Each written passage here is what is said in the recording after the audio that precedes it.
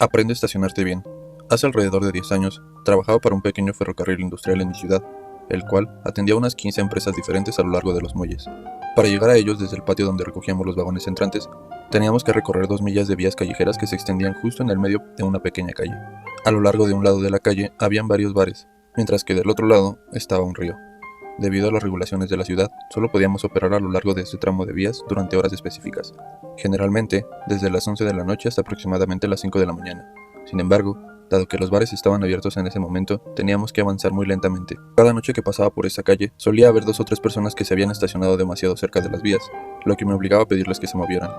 No era un problema grave, más bien una molestia recurrente, a excepción de un individuo. Parecía que todas las noches tenía que detenerme aproximadamente a mitad de camino, porque este hombre siempre estacionaba su camioneta en forma de diagonal en la calle, en lugar de hacerlo de una forma paralela. Aunque había algunos espacios para estacionamiento más adelante donde no había rieles y donde podía estacionar su camioneta tranquilamente, este individuo optaba por estacionarse justo ahí en la mitad del camino. Cada noche tenía que entrar al bar de este hombre y pedirle que moviera su camioneta.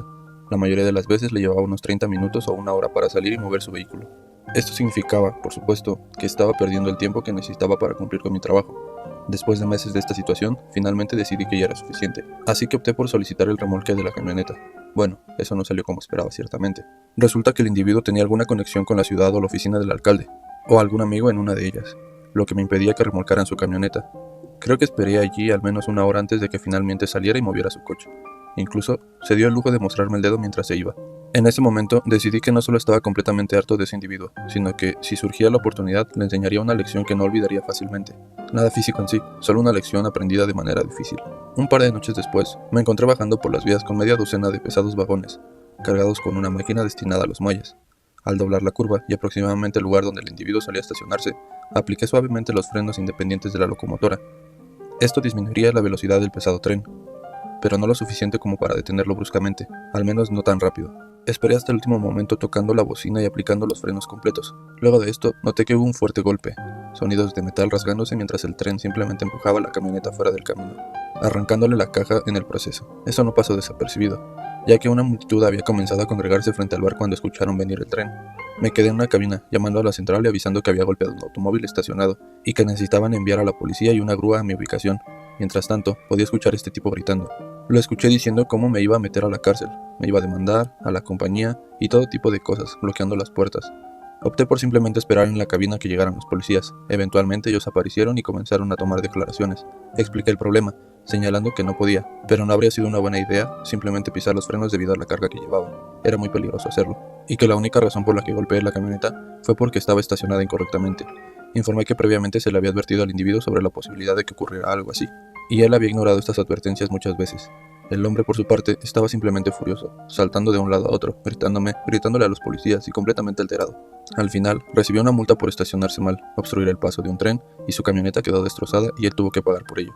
La camioneta era nueva y aún no se había pagado, o eso fue lo que me comentaron algunos conocidos. Nos llevó unas 2 horas limpiar el desastre, y según las reglas de la empresa, fui suspendido durante una semana durante la investigación de la compañía. Pero sinceramente valió la pena. Me sentí como uno de esos vengadores profesionales. Definitivamente recibió lo que se merecía. No tuve ningún problema con él desde ese momento en adelante. COVID-19, ¿eres tú? Hace unos 2 o 3 años, me embarqué en un crucero con mi madre y un amigo, acompañado de su madre también. Dado que nuestras familias son muy cercanas, prácticamente nos consideramos hermanos. Este viaje en crucero duró 8 días. El barco era uno de los más lujosos y conocidos, con una amplia gama de restaurantes, piscinas, toboganes acuáticos, entre otros servicios.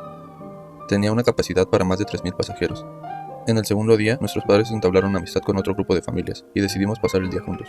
Una vez que el barco atracó en el puerto, nos reunimos para el desayuno y planificar nuestras actividades del día. Había varias familias con niños pequeños, y como era de esperar, los niños dejados solos en el buffet no era una buena idea, ya que iban a estar bastante inquietos y desordenados. Posteriormente, escuché a un padre quejándose con alguien sobre su hijo. Al parecer, el niño no se sentía bien y no quería participar, pero el padre insistió en que no quería dejarlo solo en la habitación, mientras ellos disfrutaban del viaje, ya que habían gastado mucho dinero para estar allí. No le di mucha importancia, y continuamos con nuestras actividades. Sin embargo, a mitad del día, mientras hacíamos una caminata en una zona montañosa, comencé a experimentar un fuerte dolor en el estómago, al llegar al punto que me vio obligado a detenerme y tomar aliento cada 10 minutos aproximadamente. Mi madre y mi amigo decidieron separarse del resto del grupo para poderme ayudar a regresar al lugar donde nuestro autobús turístico nos esperaba, ya que claramente no estaba en condiciones para continuar con la caminata. Nos llevó un tiempo, dado que estaba experimentando un gran malestar, pero finalmente regresamos al autobús, donde intenté descansar y aliviar mi dolor. Supusimos que había contraído una intoxicación alimentaria, o que había ingerido algo en mal estado. Sin embargo, lo que no sabía en ese momento, y descubrí más tarde, fue que el niño del que se estaba quejando antes no solo se sentía mal, sino que tenía un virus. Este virus provocaba síntomas graves, como vómitos intensos, diarrea, dolor abdominal, fiebre, fatiga y letargo. Puede durar varios días, lo cual no parece mucho, pero teniendo en cuenta que estábamos en un crucero de 8 días y que es extremadamente contagioso, especialmente en espacios cerrados, la situación se complicaba. Y adivina qué, resulta que no fui el único que se sentía así durante ese día. Todos en nuestra habitación habían contraído ese virus. Cuando llegamos a la clínica, nos encontramos con una pequeña fila de personas, incluidas algunas familias que se habían unido a nuestra excursión, todas mostrando los síntomas similares. El personal médico nos proporcionó algún tipo de medicamento y nos aconsejó que nos quedáramos en nuestras habitaciones por un tiempo para evitar contagiar a otras personas. Seguimos sus instrucciones, pero hubo un padre que no lo hizo. A pesar de las advertencias, este padre siguió llevando a su hijo a los toboganes acuáticos y a los buffets. Aunque el niño estaba muy enfermo, su padre quería que disfrutara al máximo su primer crucero. Para el cuarto día, escuchamos que la enfermedad se estaba propagando rápidamente. La tripulación intentó mantener a los enfermos en sus habitaciones, ofreciendo películas gratuitas, servicio de habitaciones, pero fue en vano. Incluso se cancelaron los espectáculos en vivo, ya que los propios artistas también se estaban enfermando. Al final de cuentas sucedió como en la pandemia. A pesar de que muchas personas hacían lo que se les recomendaba de no salir y mantenerse confinados, o simplemente usar el cubrebocas, pues muchos de ellos lo omitían. Tal fue el caso que no pudieron controlar la propagación del virus en el crucero. Al quinto día, nos enteramos de que el barco no podía atracar en el puerto previsto. Las autoridades locales habían sido informadas del brote y nos prohibieron la entrada. La situación se volvía cada vez más angustiosa, ya que todos estábamos sufriendo mucho. A duras penas podía contener el agua sin sentir náuseas. Cualquier movimiento que hiciera me mareaba, y en general me sentía absolutamente miserable. Sin embargo, gracias a la medicina y al descanso, para el sexto día tanto mi amigo como yo estábamos en camino a recuperarnos. Nos aventuramos a salir por unos minutos. La ausencia de ventanas que se pudieran abrir en nuestra habitación nos hacía desear aire fresco. La población fuera estaba notablemente reducida. Si has estado alguna vez en algún crucero, sabes que suele ser como en los centros comerciales, especialmente cuando están en días de rebajas. Hay gente por todas partes, charlando, riendo, comiendo y haciendo actividades típicas de un crucero. Pero ese día el barco estaba prácticamente vacío, salvo por algunos empleados que llevaban guantes y mascarillas, y unos pocos rezagados. Probablemente vimos entre 100 y 200 personas en comparación con la capacidad de 3000 para poder disfrutar de este crucero.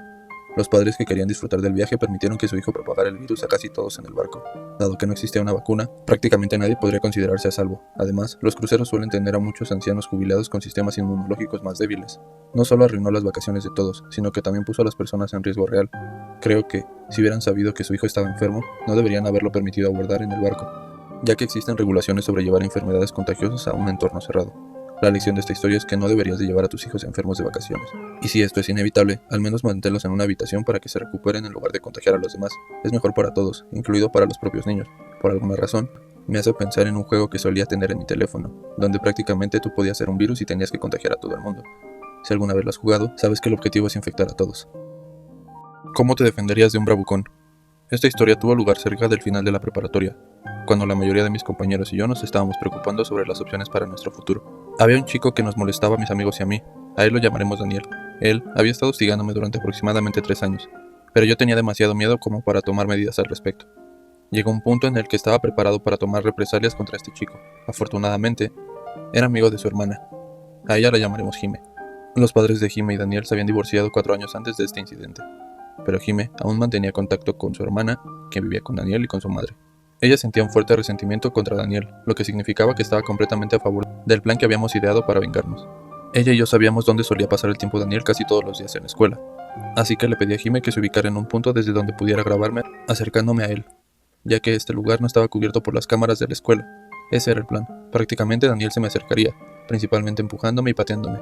Acciones típicas de un bravucón, mientras yo usaba mi teléfono para grabar el audio. Mantuvimos este plan durante casi 3 meses para asegurarnos de recopilar suficientes pruebas. Durante ese tiempo, descubrimos que yo no era el único que estaba siendo molestado. Había otros 7 chicos que Daniel intimidaba, así que los incluimos a todos ellos en el plan. Al final de esos 3 meses, Jime y yo teníamos casi 100 videos y grabaciones de audio que mostraban a mí y a los demás chicos siendo molestados por Daniel. Cerca del final del año escolar, entregué todas las grabaciones al director de la escuela y a la madre de Daniel. Esto resultó en su expulsión de la escuela, especialmente en este momento en el que todos estaban buscando solicitar un lugar en la universidad, lo cual dificultó su admisión. Hice que Jime hablara con su hermana para averiguar los planes de Daniel después de la preparatoria. Una vez que supimos eso, envié todas las grabaciones a la universidad a la que Daniel planeaba asistir, lo que resultó en el rechazo de su solicitud. Este patrón continuó hasta el punto en el que casi todas las universidades a las que Daniel aplicó le negaron la admisión. obligándolo a mudarse a otro país para buscar oportunidades futuras. Antes de que él se fuera con su madre, esta última entregó la custodia de la hermana de Jime a su padre. Mientras hablaba con Jime sobre eso, resultó que la madre de Daniel había estado siguiendo al padre de Jime, algo que desconocíamos. Por lo tanto, nuestro plan también resultó en una mejora para el padre de Jime, porque ya no le iban a molestar más y porque pudo recuperar a su niña. En fin, me alegra que ya salieran de nuestras vidas. Aquí concluimos con el episodio de hoy. Espero que todos hayan disfrutado el video. Si eres nuevo aquí, te animo a que te suscribas para no perderte ningún episodio y disfrutar de mucho más contenido. Recuerda que si quieres compartir tu historia con nosotros, en la descripción se encuentra un correo electrónico en el cual podrás mandar tu historia.